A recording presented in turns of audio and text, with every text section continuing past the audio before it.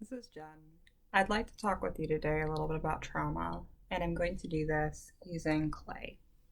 Before I start, I'd like to just give a little bit of a disclaimer that everybody's experience is different. So, what I'm going to present here is a general philosophy based on personal experience and training.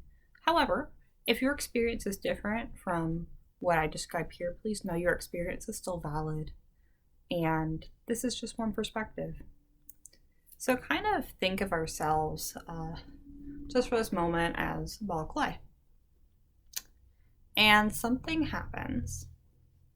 So, what defines a traumatic event is anything that causes major psychological, social, physical, or spiritual damage to us. And so, back in the day, they used to say it was really only abuse, war, things like that. But the reality is that trauma could be a medical procedure, it could be your spouse cheating on you, it could be a family thing, a lot of things.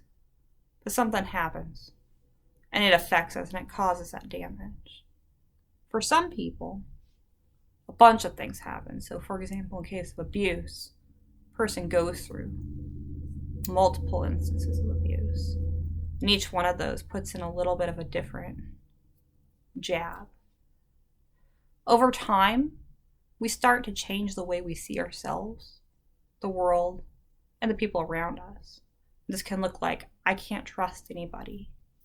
Because can't trust anybody, we're not getting good relationships with others. Relationships help us heal. We need relationships. Or I'm not a good person.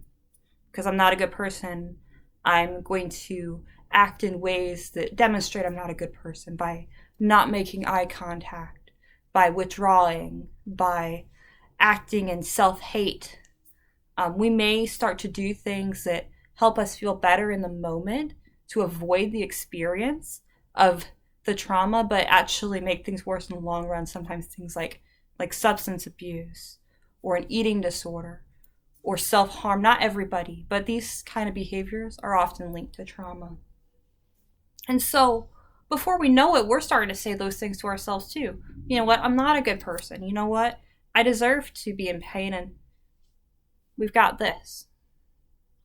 So notice this is whole. This is every bit of who we are. When a traumatic event happens, we don't lose any of the consistency of who we are. We are still the same person. But this is a person that has been really harmed. So trauma treatment, the first step for most people, is stopping anything that's doing harm. So that can look like getting you into a safe space, or it can look like working on skills to deal with something such as an addiction, or to decrease self-harm behaviors or self-harming self-statements.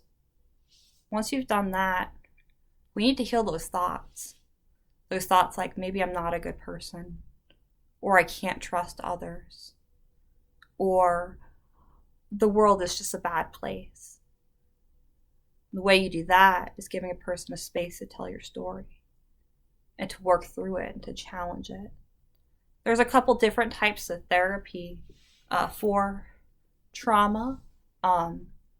This can look like, in the case of EMDR, using eye movements, rapid eye movements to help you process a traumatic event quicker than you would by just talking. In the case of cognitive processing therapy, we do that more with you verbally telling your story or even in a written way. But over time, those aspects can heal. What you can find is sometimes you grow along the way. Thanks.